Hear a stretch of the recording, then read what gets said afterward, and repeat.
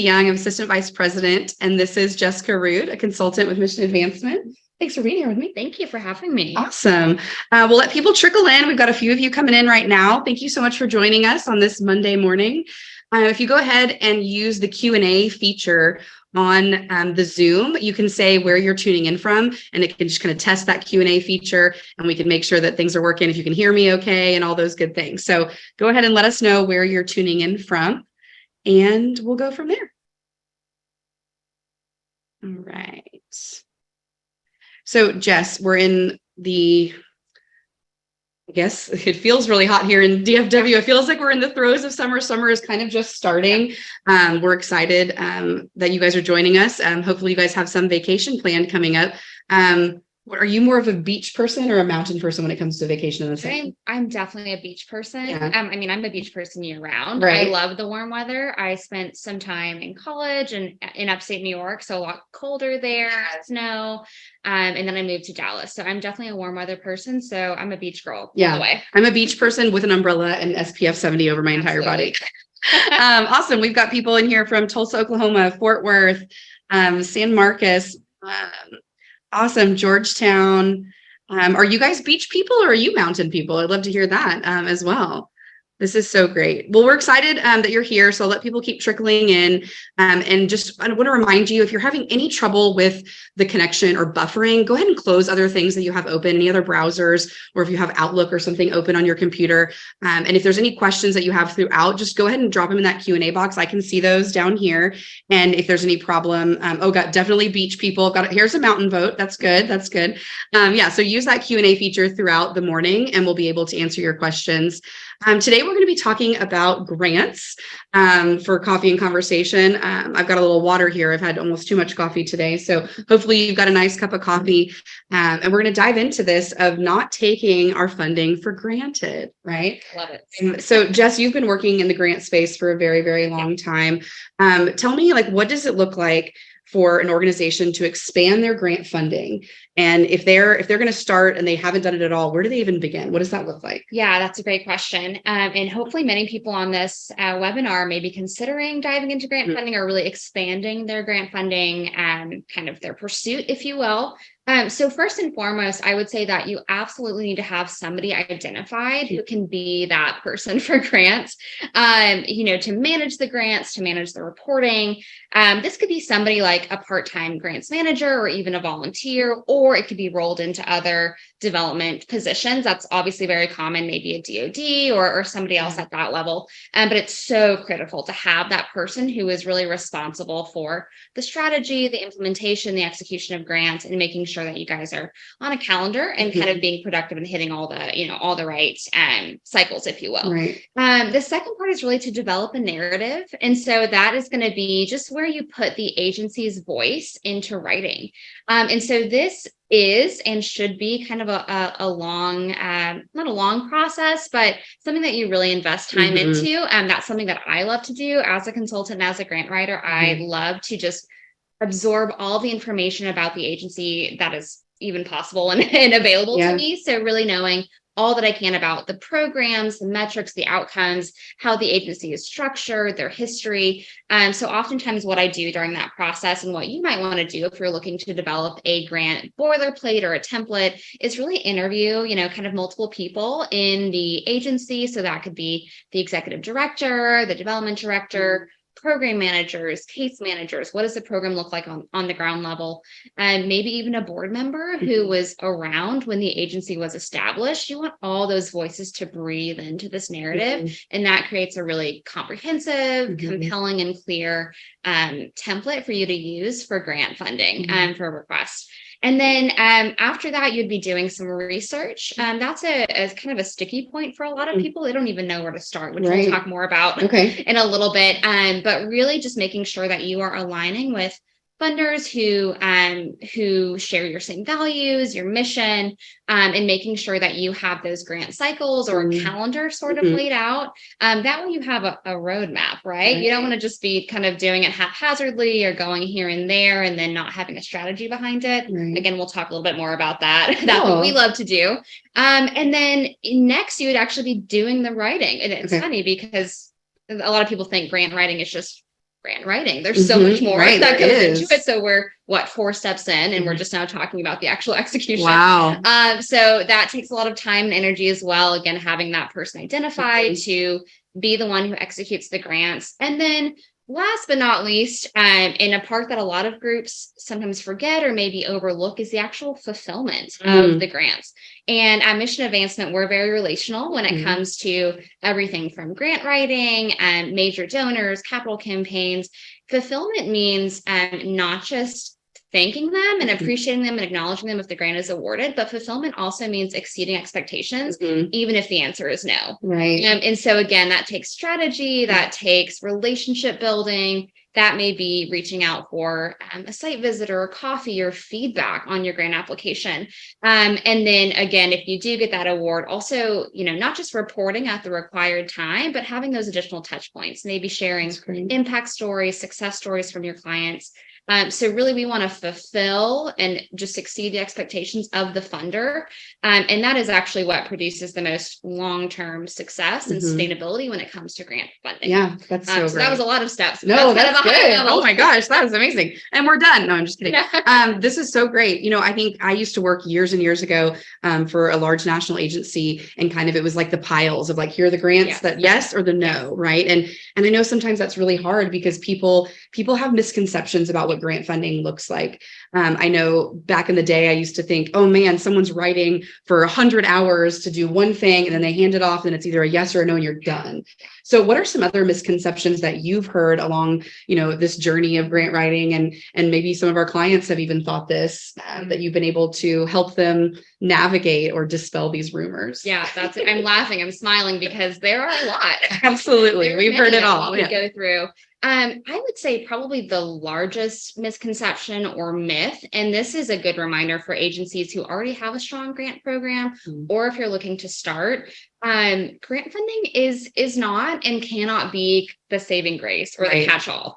A lot of times when agencies maybe are behind on operating budgets or have a big special need that they want to pursue funding for, the first thought among staff and fundraisers and board members, boards for sure, grant, let's do it. And I love that energy because as a grant writer, I'm always thinking like, how can we make this a grant opportunity? How can we pursue this in a really successful, strategic way? But the truth is that grant funding is just not the most reliable form of funding, so it is always important. It's best practice to have diversified funding sources. And that includes grants. So obviously, like I said, as a consultant, as a writer, I individually and we as Mission Advancement want to help you do that, but you have to remember that grants are the long game. And so that is, when I say that, I mean that the cycles, it takes a long time to get a response.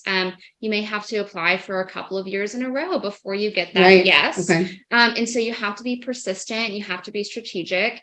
And really, it's just not as sustainable as revenue coming from individuals. So, take the last few years just around the country and around the world.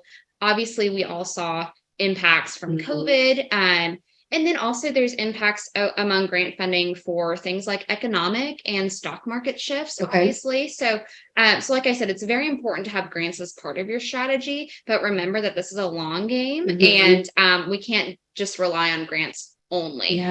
So as consultants, as a grant consulting team, we remind our clients of that all the time. And so we're working, making sure that we can do some of that execution and strategy development so that the rest of the development office, whether you're one person or a larger team, you have time to also pursue individual donors and other major contributions to ensure the long-term sustainability and diversification of your funding. Yeah, that's so great.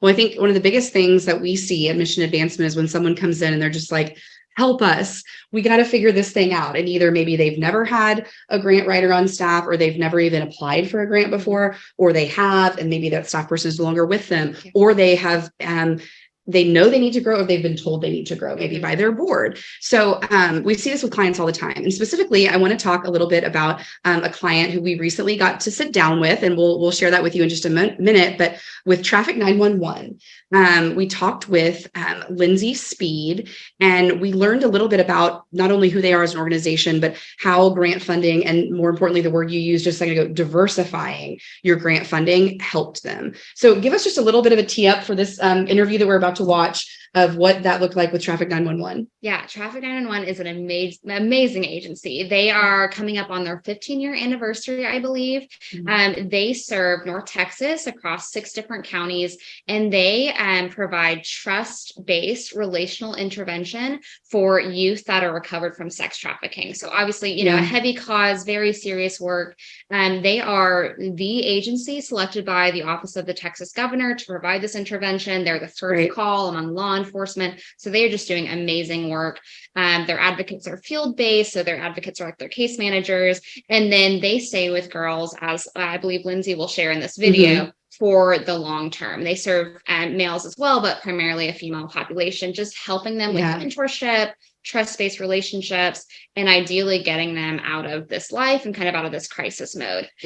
So we started our relationship with them a few years ago, and really what they came to us with was this kind of question, this problem, if you will, about diversifying funding. So during COVID, they had a massive grant that they received annually from the Office of the Texas Governor, which is the Victim of Crimes Act. A lot of agencies across the state received this funding, and that funding was cut down significantly during COVID. And so they realized in that moment, we're okay this year, we're gonna be okay, but let's think about what the long-term plan is so that we don't have this crisis in the future. And they really did all of the right things. And they're just so amazing. One of the things you said a second ago was fulfillment. And I think that's a really important step. When we are working with an organization and they think once they write it, it's done, even if they get a no. Can you just talk about that just a little bit more of, if you get a no, that doesn't mean no forever. And then hopefully we'll get this loaded up. But if you can just kind of dive into that right now. Absolutely. So the no is more of a not right now, or not this year or this cycle. It doesn't mean no forever. That's kind of what we coach and consult on among our clients. But with that, you have to be aligning with the funder's priorities, with their mission, obviously meeting eligibility requirements and things like that. So that was something that it was a challenge that we kind of had to overcome with Traffic 911, because they had received so much of their funding from one large source, grant-wise at least, for so many years. Then we had to kind of just develop the relationship over a few years with those local funders. So being relational, being willing to pick up the phone and call, being willing to connect with the grant funder, with a trustee or board member or the president of that foundation, not just when you submit a request and, like you said, kind of wipe your hands and move on to the next one. It's actually a relationship that develops over time. So maybe you have those touch points throughout the year. Maybe you're asking for feedback, inviting for a site visit. And so really that is what actually moves the needle. Because if we are able to see the video, I think I talk about this. I think I talk about this in the video, but there are thousands, tens of thousands of nonprofits here in the area. So if you think about just submitting as many as you can and being one in a large pile, as the foundations are having their board meetings and trustees are reviewing grants, you want to stand out. You want to have more visibility. You want to have name recognition. You want to have a relationship. That way you guys are working towards the same cause. So instead of just submitting a ton of grants and leaving it at that, and then hoping for hoping for the strategy. It's not a strategy. Strategy. So that was a little bit incoherent. No, I got it. I got it completely. Don't worry. No, I think, a lot of times, and many of you who've joined us in other webinars in the past or have read any of our books, we talk a lot about that hope isn't a strategy, and that we want someone to come to a quality decision, whether that's an individual or a foundation. Those steps still apply. Yeah. And I think we sometimes forget it of, this is just kind of it's something that we fill out, we answer their questions, we submit it on time, we did all the things. But if you're not doing those other steps of cultivating care and inspiring before you do that, the fulfillment may be even harder. So I think that's something that sometimes we forget to talk about. Well, that's so great. So it is loading. We are going to get this video up in just a second. So I apologize, but thanks for bearing with us. I think the other thing that I think is so interesting about this video and us talking to Lindsay is they are relatively kind of a smaller organization, and she started this organization, right? And so I think it's, you know, when something is so close and dear to your heart, it is something that you can't just risk, right? And so you have to say, who are the right people to go to and share something that's so intimate and so special. And so we talk about this with Lindsay, but give me just a quick little, you know, high level of identifying the right type of funders for you. It may not just be if you look in it, say you're a social service agency and you scroll down and you see, oh, they do hospitals.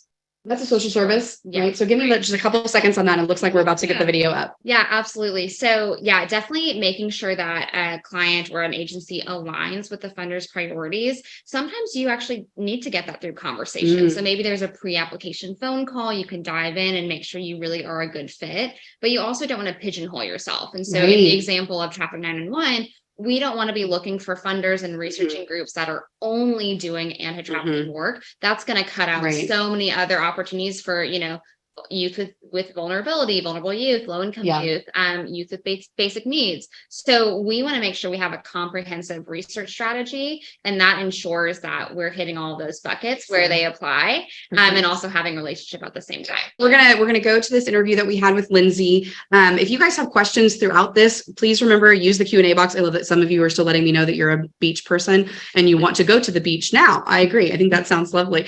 But I'm gonna go ahead and show this video for you guys and ask your questions throughout, and we will be right back. Yes, glad that you guys are in our space. Yeah.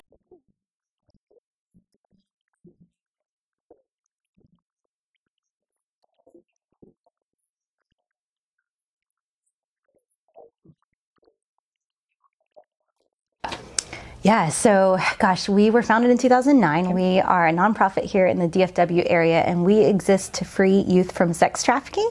So we primarily work with child sex trafficking survivors, and we provide 24/7 crisis response when law enforcement recovers a child sex trafficking victim. And then our team of advocates walks alongside of them really for years upon years on their healing journey. Our goal is to just walk alongside them in their life towards a more healthy life. So that's what we get. And then the funding side of what we do, gosh, about 7 or so years ago, we really became way too reliant on one government grant. And it really helped us grow to be who we are today. But we started recognizing with the board, man, we have got to diversify. And so really for probably about 7 or so years, we've been on this journey to how can we become more sustainable with our diversification of revenue. Okay.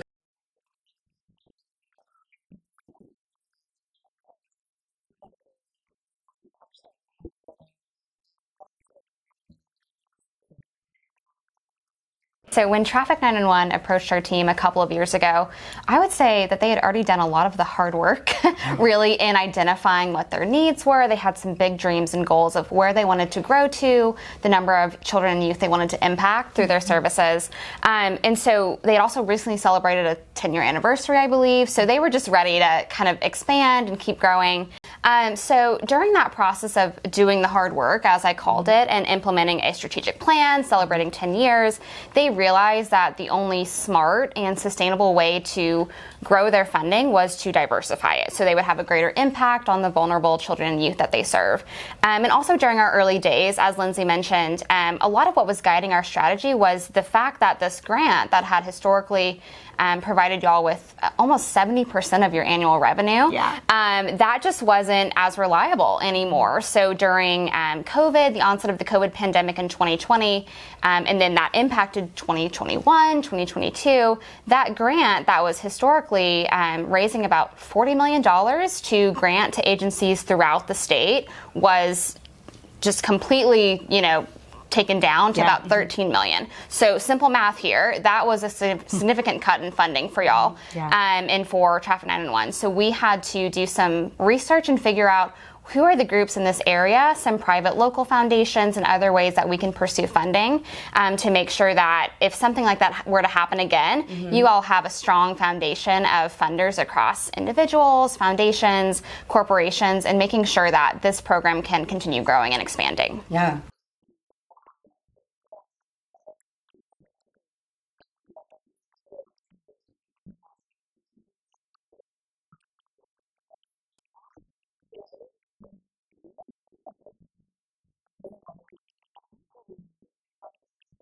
So it was a little bit all over the place. I mean, we kind of, it's like shoot random targets, I feel like, with some of the grants, but it was What we lovingly call the spray and pray yes, method. the spray and play. We'll get into that in just a minute. Pray. That's exactly what we did, and we really didn't know what we were doing. I mean, it was like every funder or grant or foundation is so different in what they want, and we had no idea what we were doing. Thankfully, we had done one government grant, so we'd begun to somewhat get our narrative down, but we really didn't know what we were doing. And it really was me and just several of us kind of getting to the table and being like, okay, maybe we could put this here. It was not strategic, I'll say that.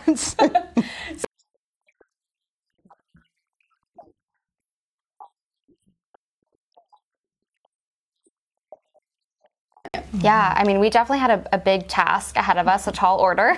And so whenever we start working with a new client, we have an onboarding phase. Typically that lasts like 2 to 3 months. And we're working during that time very closely with an ED like Lindsay or a development director, just to gather as much information as we can related to the organization, the financials, the budgets, the program narrative, program outcomes, which are also critical, strategic plans, logic models, and so many other pieces of supplemental information that will either be required for common grant request or help us to, inform and influence what we're writing.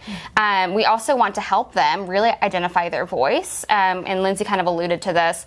They were working on that, but what we want to do is make sure that what we submit in a grant application is really the same language that you all might use in a site visit or a conversation with the funder. That way it's really just so strongly identity, related to the organization. So after we do that onboarding phase, then we start doing research, and we're looking at, again, local private family foundations, as well as corporations, ministries or churches or other opportunities here in the area that may be able to give funding because there's missional alignment there. So after we do all of the onboarding and the research, we start to build out a pipeline, and then we do full service execution. And then we're providing consulting and strategy along the way to help you all, develop touch points with funders, develop relationships. And really what we want to help clients do is just dig deep with the right funders and the right fit at the right time.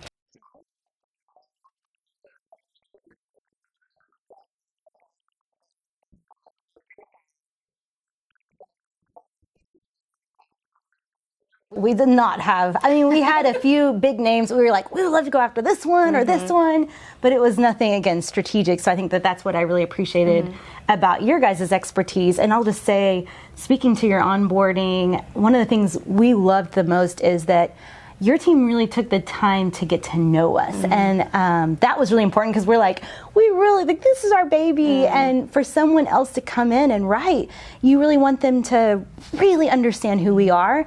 And Jessica and the team were like, send us everything, let us go to every speaking engagement. Like, they were just so open to learning about us. And so that made it all the more, I guess, powerful when then they kind of took some of the stuff that we wrote and said, okay, here's how we can make this even more powerful, more strategic in the ask. And I felt comfortable with that because they really did take the time to get to know us. So That's so great. Yeah. Yeah. And through all of that information gathering and really absorbing among our mission advancement team, like who is Traffic 911, what are they all about, and who are we going to pursue because we know them so well.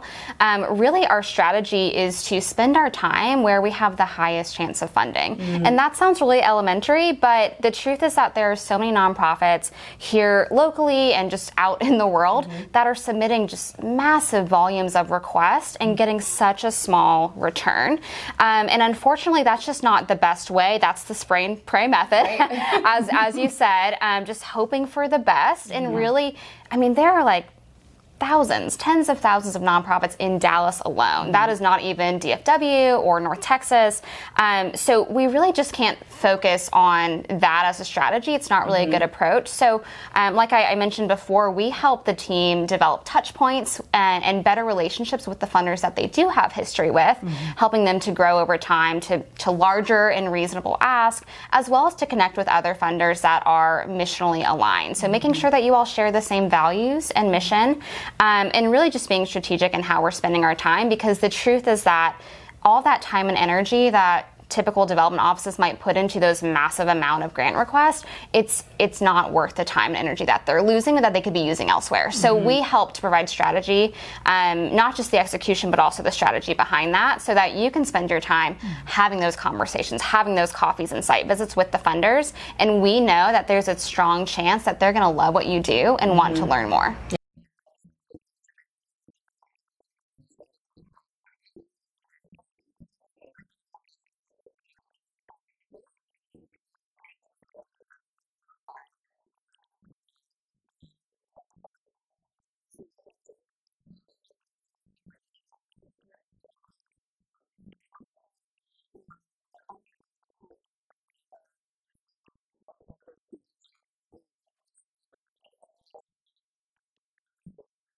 I would say, just at a high level, grants are the long game. You know, it takes a while to get requests reviewed and to have decisions returned back to you. And then you also have to develop that relationship, like we've said. So really, it comes down to finding those that are the right fit. So again, we focus on primarily local, so geographic based private family foundations, because you have exponentially more opportunity to develop relationships with those funders, and to steward their gifts appropriately than you have with these large, you know, corporate or international or national groups. So, and then Timeline, you know, we just have a really great, I guess, database, you could say, or a really great kind of canon of knowledge among our team. So we really have a collaborative team approach, and we really pull on the wisdom and experience of all of our consultants and grant writers to make sure that we know, you know, when applications are due, what is the best strategy, what's an appropriate ask, and then again, we're guiding the client through relationship touch points.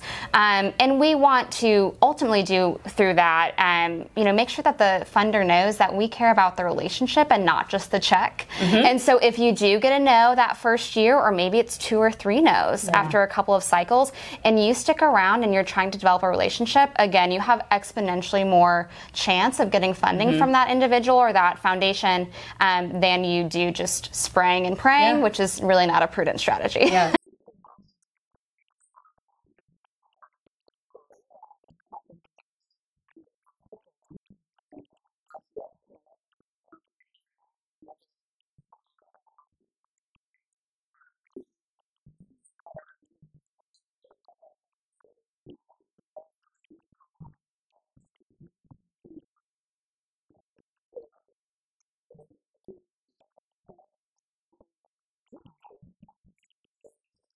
Yeah, well, still learning, so I'll say that up front. But to me, yeah, it is.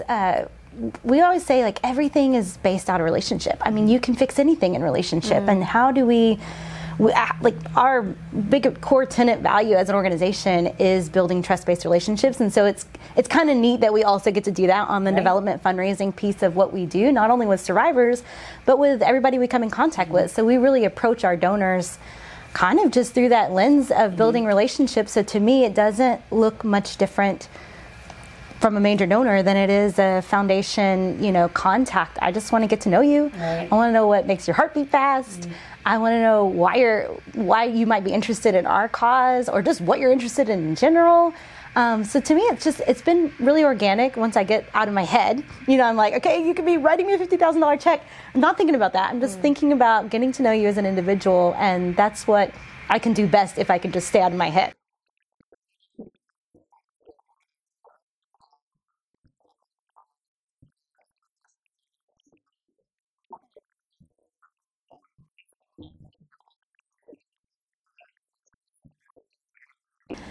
The essence of relationship has to be authentic. And so if I don't, like, truly care about you as a person, then it's going to show. And I'm just going to show up when it's time to submit our grant, or right after we submit our grant. Right. And I have all these, bent up like things that I'm waiting to hear a yay or a nay, versus really just like knowing, like, did your father die last week, and can we send flowers? Or just getting to know you as an individual. I think that's the true part of relationship that a lot of times, especially funders, I feel like, they can tell.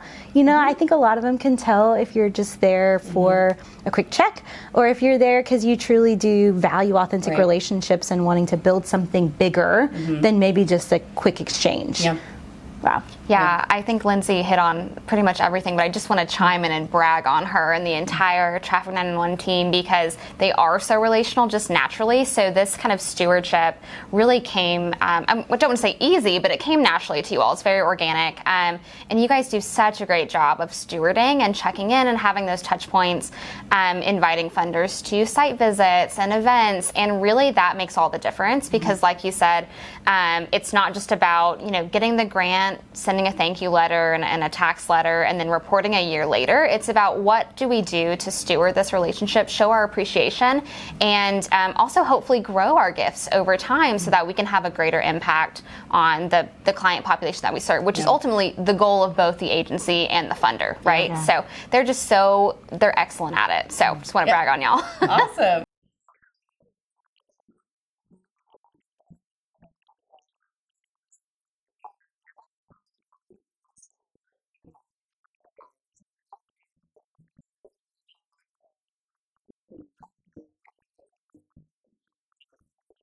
Yeah, and it really has been great. We were very nervous on the forefront, because it was like, well, do we bring in someone in-house? How do we decide how to steward an investment like this, and investment into grant writing? And for us, Mission Advancement Team has really been an extension of our team. It's felt like we have this big arm of expertise versus maybe one part-time person that can crank out a bunch of grants, but do they have the depth and breadth of expertise that a whole team would bring?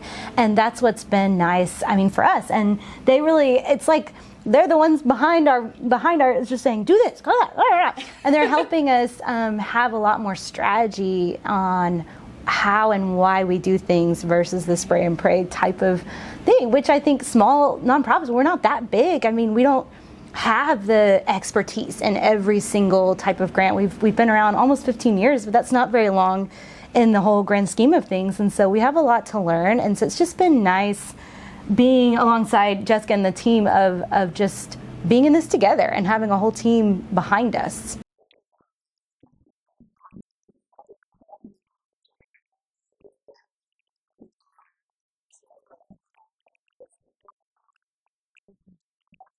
So thank you for everything today. Yes, thank you guys for coming. Thank you. A couple things that we can talk about that I know that we talked about with Lindsay was, what was their biggest problem, and how were we able to shift to help them when they lost that grant that you spoke of before?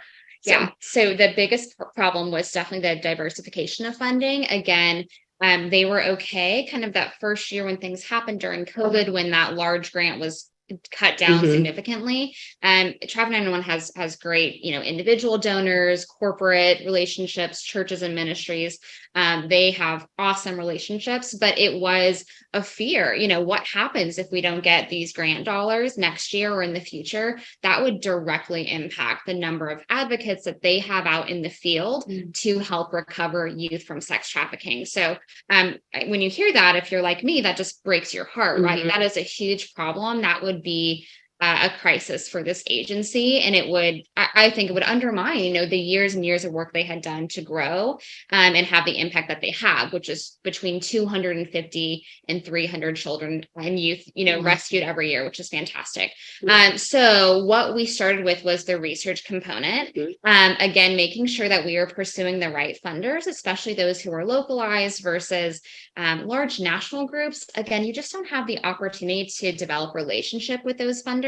So we did quite a bit of research here in North Texas, looking at funders who care about the same things that Traffic 911 cares about. And so anything for vulnerable children and youth, low income youth, children who have basic needs, children who, need some mental health resources and things like that, or medical resources. So we scoured Mhm. our massive database that we have at our disposal, and we leaned on the expertise and the experience of other consultants who have pursued funds in this Mhm. space before. And so we were able to develop a pipeline, and pipeline just means basically a grant calendar. Mhm. And so that ensures that we know that Traffic 911 was eligible for the funding that we were pursuing. We made sure that we knew when those cycles were, so when we would be applying, when we'd be hearing back from them. And then, of course, we actually executed the Mhm. grant writing. So after that narrative and template had been created, we were pulling from that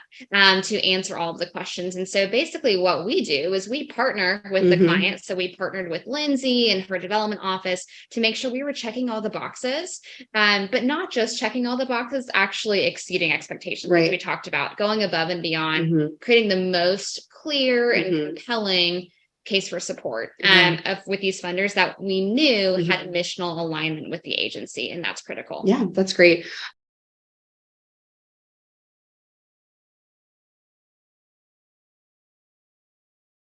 What does it look like for us to uh, work with someone? And maybe there's two different questions here, so Mhm. bear with me for a second. Jess, is someone who has never applied for grants before, they're building an operation, Mhm. versus someone who may hire us because they had a grants person and then that person is no longer with them, and then we are now their grants, Yep. not only writer but researcher, all that kind of. Yeah. I know that's two questions, No, but can no, you talk you're about that exactly for a right. second? There are kind of two different Yeah. paths. Okay. So some individuals or groups on this webinar may be really new nonprofit, Yeah. or you may have been in operation for a few years. So if you are newer, if you are a Okay. younger nonprofit, typically what we see across most foundations here in the area, private family foundations, they want you to have been in operation for at least 3 years. Mhm. So in addition to all of the other requirements, like, actually having a 501c3, Right. having financial statements and things like that, they want to know that you have been doing this for at least Okay. a few years. And that's for a number of reasons. They want to see that you've kept the nonprofit up and running. They want to see that you hopefully have some program impact and Mhm. outputs and outcomes that you can share with them. So that's first and foremost. So if you're a nonprofit and you're 2 years old, we'd love to talk to you. No, we'd love to Yeah. talk to you about what opportunities you may have in the future and what it Right. might look like to start planning Mhm. that grants operation Mhm. for the coming years. And then, like you said, there's the other side that maybe you have historically gotten a lot of government funding, or maybe you just don't have diversified funding Mhm. sources yet, but you've been around for a handful of years and Mhm. you may just be working kind of with a smaller budget. So something that those funders like to see is that you do have diversified revenue. So Right. I would ensure or have conversations among your team, among your board, Right. that you have enough funding sources. It's not just one individual Mm.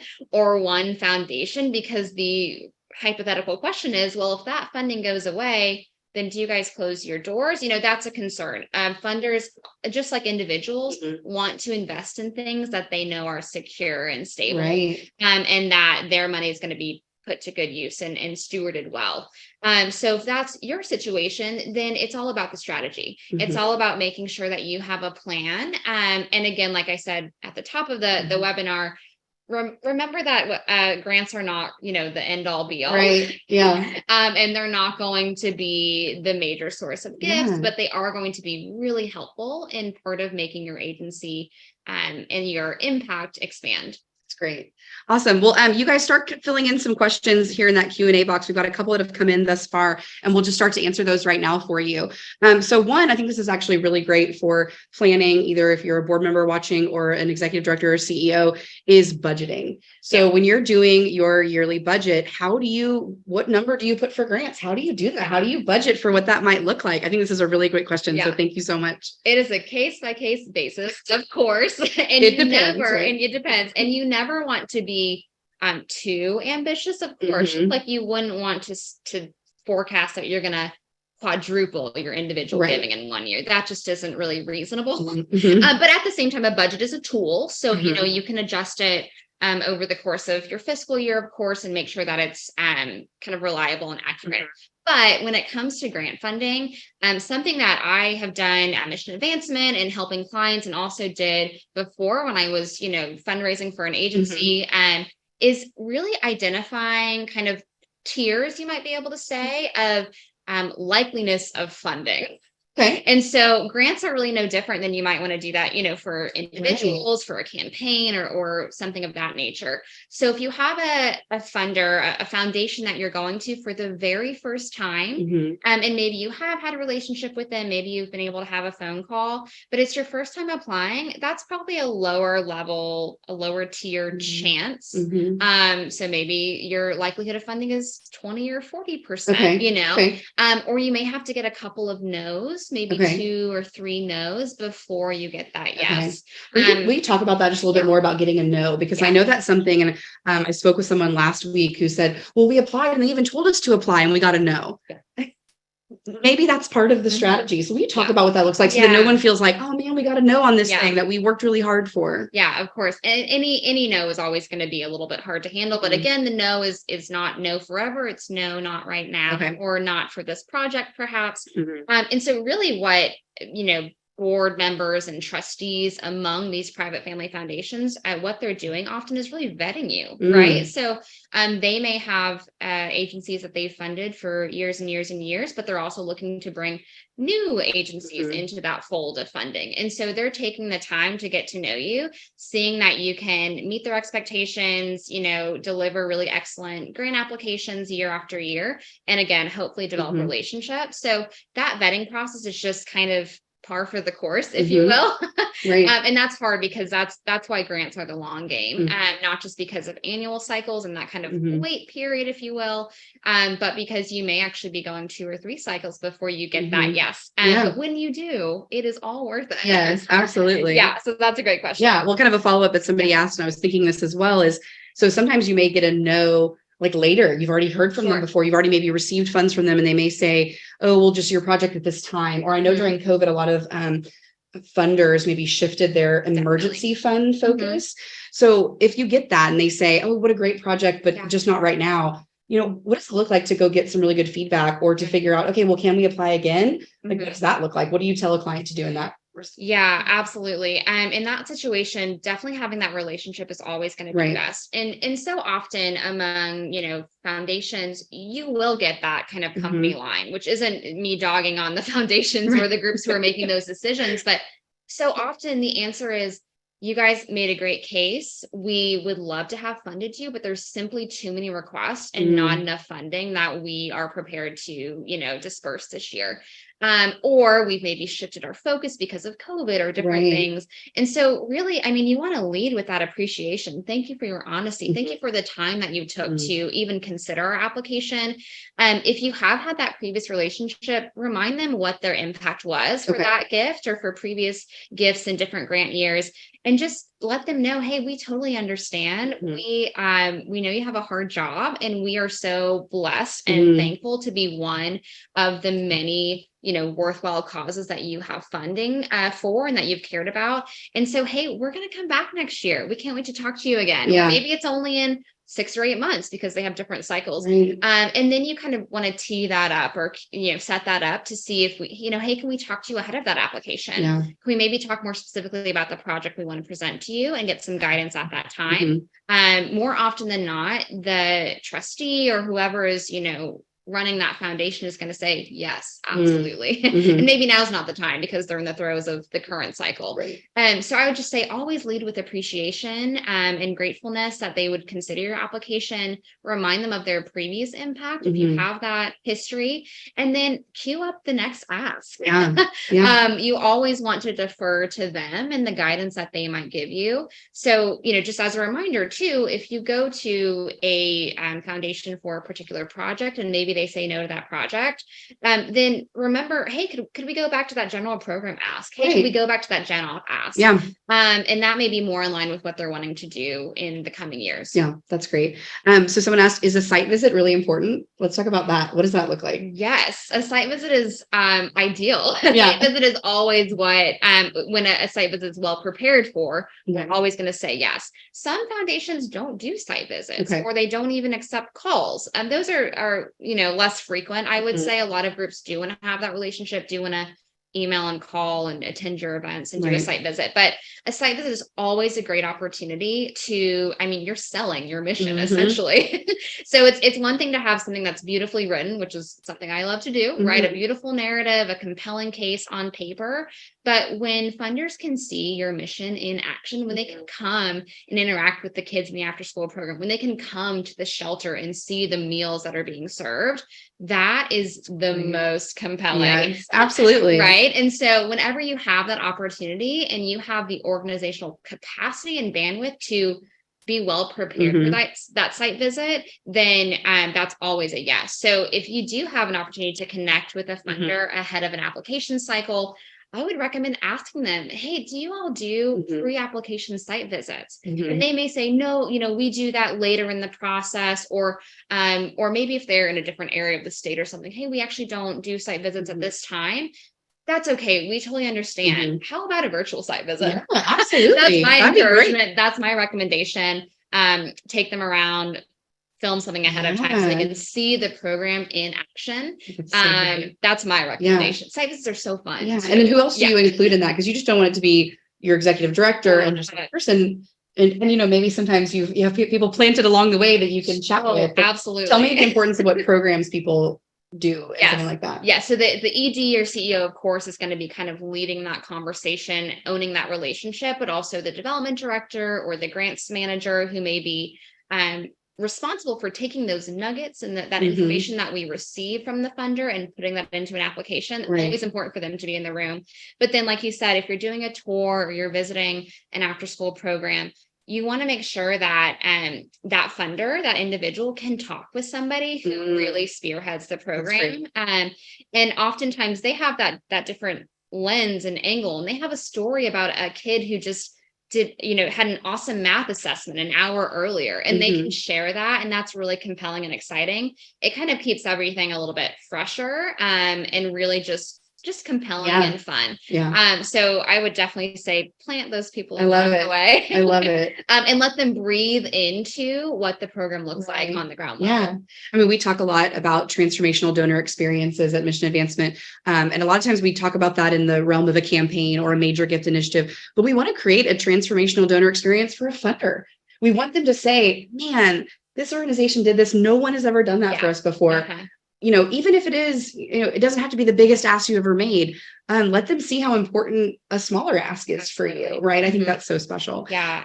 And I would say, if you don't mind, just something that I like to talk with my clients about is remind the funders that you are here not just for the check. Right. And that doesn't mean that the check is important. That is the whole reason why we write grants, why we pursue funding. Nonprofits need those funds to increase their impact. And funders know that, of course. They know why you're writing a request, but remind them that it's not just about getting that check and cashing it and then, okay, see you again in a year, or talk to you again in a year for the next cycle. Like you said, we want it to be mutually transformational across the funder themselves, or the family maybe, as well as the agency, and then of course the client population that's going to be impacted as a result of that gift. Yeah, that's great. So there's a bunch of questions. I'm going to answer one more, and then if we haven't, we'll respond to you because we can see who's asking what question. Thinking of like your overall target, I know we talked about this a little bit, budget setting. Is there a best practice of how much should be grants, how much should be is there a target around that, or is that something that is, again, depends on the agency, or is there kind of a percentage that you say, hey, if you're in this range, that's pretty healthy? Yeah, absolutely. So I would say it really does depend on the agency and on budget size, but I would say if you have, grant funding, individuals, and then all other revenues, so maybe that's some events, maybe that's churches, maybe that's corporations. I would always look at things in thirds. So if you have a single grant or even a handful of grants that account for 50% of your revenue every year, that's great because it's solid right now, but that is not guaranteed or promised year after year. And so I always kind of look around the rule of thirds, if you will. I like that. And so roughly around 30%. Again, year to year that may change. And then you also, as you get to know funders, that maybe they have a wait cycle. So maybe rely on that $50,000 grant every 2 years. You have that in your budget forecasting. Right. But as a general rule, I would say that you want individuals to be the largest, right. but also not far over 30% Yeah. probably. Yeah. And then grants around the same. Yeah. Yeah, that's great. I know sometimes if you have a much larger, say you have over a $10 million budget, that may look a little different. Sure. Right. But maybe a smaller one that's in like the 1 to 2 range. That's a good rule to look at. Well, awesome. Well, one of the things that you just, I jotted it down as you said it a second ago, is I love you use the term mission in action. Yeah. When you're doing a site visit or when you're talking about your mission. And that's exactly what you're going to hear when you watch this video of us talking to Lindsay from Traffic 911, because they live out their mission in action in such a beautiful way. And the way they are with their clients, the way that they ask for money, the way that they thank people for money, the way they report. I mean, they do that in such a beautiful way. As always, this recording and all of our other webinars are going to be on our resource hub of our website. So just go visit us at missionadvancement.com to see that. And then we're excited. We're rolling out Summer Break Season 2 is coming out July 10th. Hopefully you've been watching some of the hilarity or ridiculousness from last summer that we've been reposting some of our favorite episodes. We had so much fun doing that. And we could just talk about this kind of stuff and, relationship building and what it looks like to make a meaningful ask to really fund your mission for good. And that's what this summer series is going to be about as well, looking at the elements of successful fundraising. So join us for that. Again, thank you so much for joining us today and for your patience with our little technical difficulties. But hey, that's what a live webinar does. It happens. Awesome. Well, thanks, Jess, for being with me today. You're such a great asset to our team, and our grant team really does want to put your mission into action. And it may just be on words on a paper, but like Jess said, once those words come to life, it's really beautiful. So we're so happy to have you guys. Awesome. Thanks, guys. Have a great rest of your day, and we'll see you for Summer Break Season 2.